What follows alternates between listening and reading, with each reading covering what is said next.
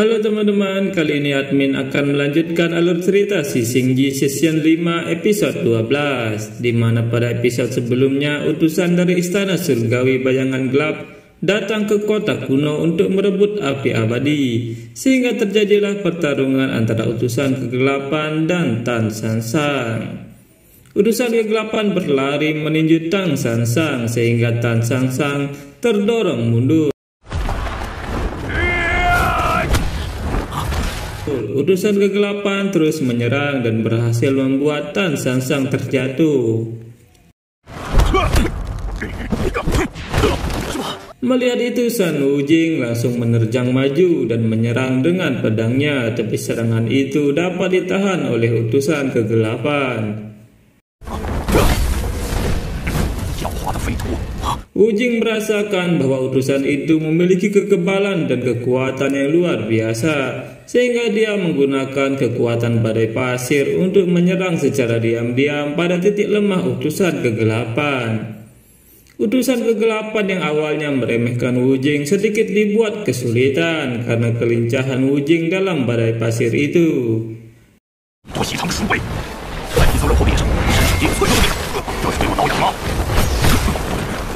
Tapi dengan kekuatannya, utusan kegelapan berhasil menyerang Wujing dengan sangat kuat hingga Wujing terkapar. Lalu dengan cepat utusan kegelapan berlari ke arah Tan Sangsang untuk merebut api abadi atau Qiaoyu.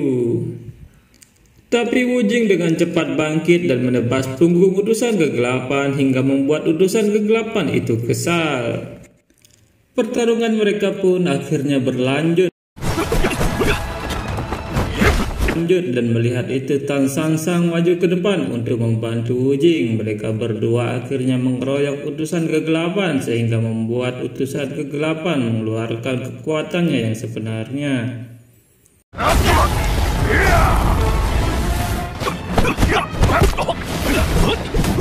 Dan dengan mudah utusan kegelapan itu melempar Tan Sangsang ke arah Wujing sehingga mereka berdua membentur tembok. Tian Manxing mengatakan kepada temannya untuk berhenti bermain-main dan segera merebut api abadi. Utusan kegelapan kemudian berjalan ke arah Qiaoyu dan melihat itu Qiaoyu ketakutan. Di sisi lain terlihat Yihu berusaha bangkit untuk melindungi Qiaoyu meski tubuhnya penuh dengan luka. Saat utusan kegelapan menerjang menuju Qiaoyu, tiba-tiba jiwa naga api muncul dan menghempaskan utusan kegelapan. Akhirnya terjadilah pertarungan sengit antara Bailang melawan utusan kegelapan. Meski sudah berhasil mengendalikan jiwa naga, tetap saja Bailang masih belum mampu mengimbangi kekuatan utusan kegelapan. Melihat Bailang terpojok, Ausu mengatakan bahwa pria gendut itu tidak selincah dirinya, gunakan kecepatan untuk mengecohnya. Mendengar itu, Bailang mulai menggunakan kelincahannya sehingga semua serangan utusan kegelapan berhasil dihindari oleh Bailang.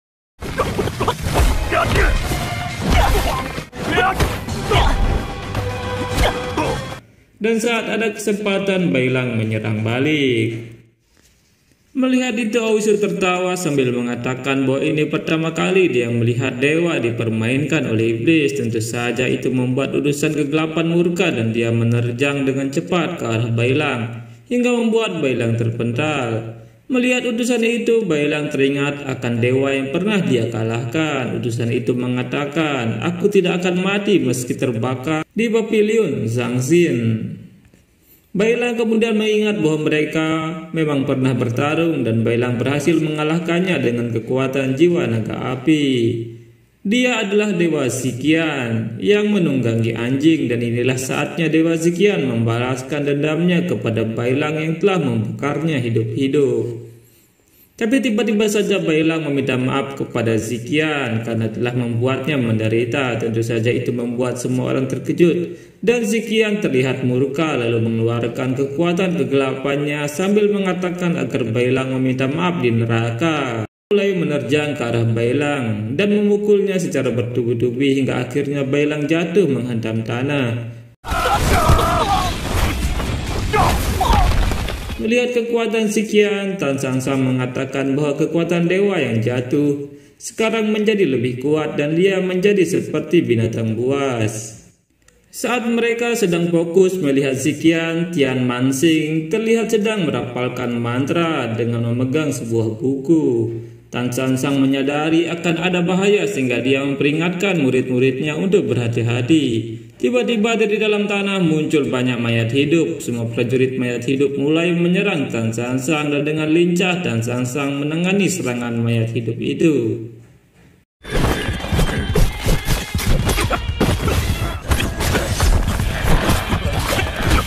Tapi jumlah mereka yang sangat banyak membuat Tan San Sang kesulitan sehingga Wu Jing ikut membantu. Tapi jumlah pasukan yang sangat banyak itu membuat mereka kesulitan sehingga Tan San Sang terluka terkena senjata mereka.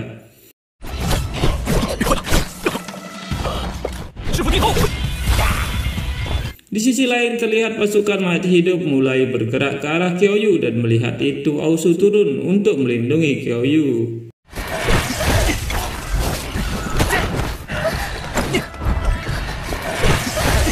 Karena banyaknya musuh membuat Aosu kesulitan dan dia mengatakan agar lebih baik mereka memotong Yihu yang sedang terbaring. Mendengar itu Yihu menjadi kesal karena dia tidak bisa berbuat apa-apa. Di sisi lain terlihat Ziqian sedang berhadapan dengan Bailang untuk menuntaskan dendamnya di masa lalu.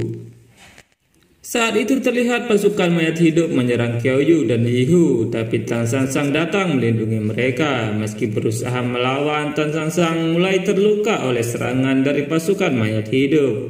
Semakin lama dia bertarung, maka semakin buruk baginya sehingga Tan San Sang harus mencari cara untuk mengalahkan Tian Manxing.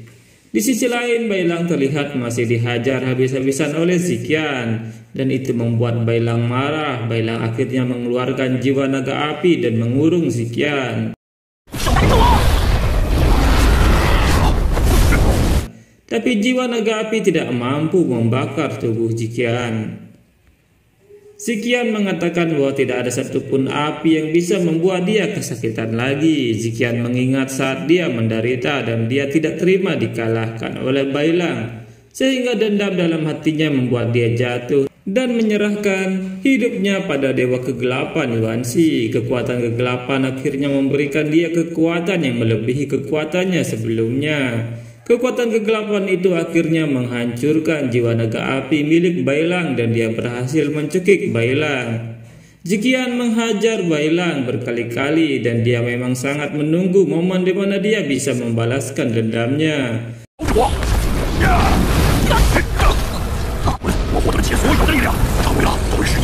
Ziqian terus menghajar Bailang hingga dia terpental jauh, dan di saat terakhir ketika Bailang akan dibunuh tiba-tiba Cut Pat Kai muncul dan menahan serangan Ziqian.